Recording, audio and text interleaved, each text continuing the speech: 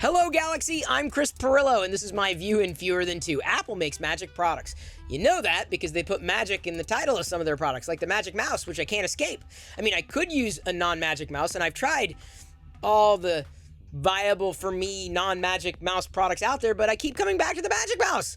Do you have a recommendation for a non-magic mouse? Because barring that, I gotta stick with the Magic Mouse.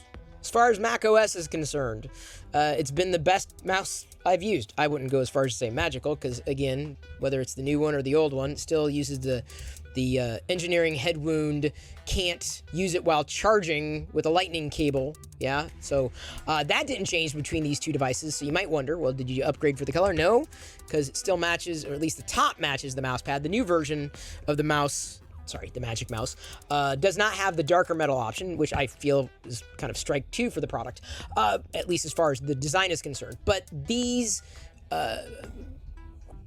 what would you call these lines that help the mouse glide over the mouse pad?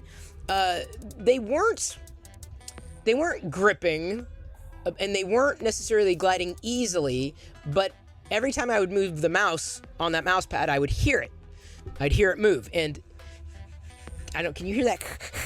And that kind of annoyed me. So I read a few people saying that these parallel lines on the bottom of the new Magic Mouse actually were of a different material, potentially making it better in terms of gliding. And I found, by and large, can you hear that? It's there, the friction's there, obviously, but it's a softer sound, so it feels like it glides easier. I'm happy that I upgraded, but again, I'm looking for recommendations. Get me out of the magic, people!